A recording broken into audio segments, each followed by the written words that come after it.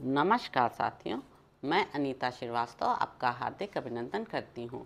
महर्षि वेदव्यास द्वारा रचित महाभारत के 132वें अध्याय में आज का प्रसंग है अर्जुन के द्वारा लक्ष्य भेद, द्रोण का ग्राह से छुटकारा और अर्जुन को ब्रह्मशिर नामक अस्त्र की प्राप्ति। वैशंपायन जी कहते हैं, जन्मेजय, तदंतर द्रोणाचार्य से अर्जुन ने मुस्कुराते हुए कहा, अब तुम्हें इस लक्ष्य को भेद करना है, इसे अच्छी तरह देख लो। मेरी आज्ञा मिलने के साथ ही तुम्हें इस पर बाण छोड़ना होगा। बेटा, धनुष तान कर खड़े हो जाओ और 2 घड़ी मेरे आदेश की प्रतीक्षा करो। उनके ऐसा कहने पर अर्जुन ने धनुष को इस प्रकार खींचा कि वह मंडलाकार प्रतीत होने लगा। फिर वे गुरु की आज्ञा से प्रेरित हो गीध की ओर लक्ष्य करके खड़े हो गए। मानो 2 घड़ी बाद द्रोणाचार्य ने उनसे भी उसी प्रकार प्रश्न किया, अर्जुन, क्या तुम उस वृक्ष पर बैठे हुए गीध को, वृक्ष को और मुझे भी देखते हो? जन्मेजय, यह प्रश्न सुनकर अर्जुन ने द्रोणाचार्य से कहा, मैं केवल गीध को देखता हूँ, वृक्ष को अथवा आपको नहीं देखता।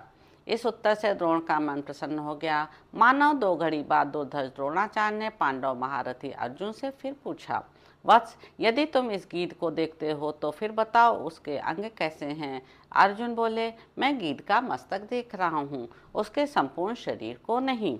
अर्जुन के यूं कहने पर द्रोणाचार्य के शरीर में रोमांच हो आया और वे अर्जुन से बोले, चलाओ बाण।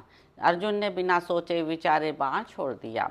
फिर तो पांडुनंदन अर्जुन ने अपने चलाए हुए तीखे छुर नामक बाण से वृक्ष पर बैठे हुए उस गीध का मस्तक वेग पूर्वक काट गिराया। इस कार्य में सफलता प्राप्त होने पर आचार्य ने अर्जुन को हृदय से लगा लिया और उन्हें यह विश्वास हो गया कि राजा द्रुपद युद्ध में अर्जुन द्वारा अपने भाई बंधुओं सहित अवश्य पराजित हो जाएंगे। भरत श्रेष्ठ, तदंतर किसी समय आंगिरस वशियों में उत्तम आचार्य द्रोण अपने शिष्यों के साथ गंगा जी में स्नान करने के लिए गए। महाजल में गोता लगाते समय काल से प्रेरित हो एक बलवान जल जंतु ग्राह ने द्रोणाचार्य की पिंडली पकड़ ली। वे अपने को छुड़ाने में समर्थ होते हुए भी मानो हड़बड़ाए हुए अपने सभी शिष्यों से बोले, इस ग्राह को मारकर मुझे बचाओ। उनके इस आदेश के साथ ही विभत्सु ने 5 अमोघ एवं तीखे बाणों द्वारा पानी में डूबे हुए उस ग्राह पर प्रहार किया, परंतु दूसरे राजकुमार हक्के बक्के से होकर अपने अपने स्थान पर ही खड़े रह गए। अर्जुन को तत्काल कार्य में तत्पर देख द्रोणाचार्य ने उन्हें अपने सब शिष्यों से बढ़कर माना और उस समय वे उन पर बहुत प्रसन्न हुए। अर्जुन के बाणों से ग्राह के टुकड़े टुकड़े हो गए और वह महात्मा द्रोण की पिंडली छोड़कर मर गया। तब द्रोणाचार्य ने महारथी महात्मा अर्जुन से कहा, महाबाहो, यह ब्रह्मशिर नामक अस्त्र मैं तुम्हें प्रयोग और उपसंहार के साथ बता रहा हूँ। यह सब अस्त्रों से बढ़कर है तथा इसे धारण करना भी अत्यंत कठिन है। तुम इसे ग्रहण करो। मनुष्यों पर तुम्हें इस अस्त्र का प्रयोग किसी भी दशा में नहीं करना चाहिए। यदि किसी अल्प तेज वाले पुरुष पर इसे चलाया गया तो यह उसके साथ ही समस्त संसार को भस्म कर सकता है। तात, यह अस्त्र तीनों लोकों में असाधारण बताया गया है। तुम मन और इंद्रियों को संयम में रखकर इस अस्त्र को धारण करो और मेरी यह बात सुनो।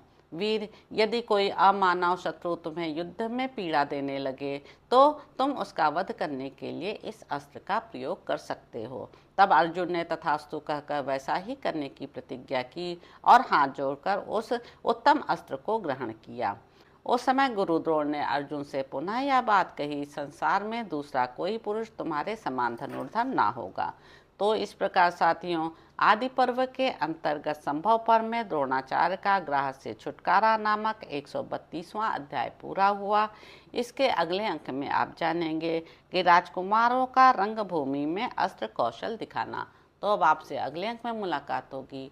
मेरे YouTube चैनल संवाद विद अनीता को लाइक करें, शेयर करें, सब्सक्राइब करें। धन्यवाद साथियों।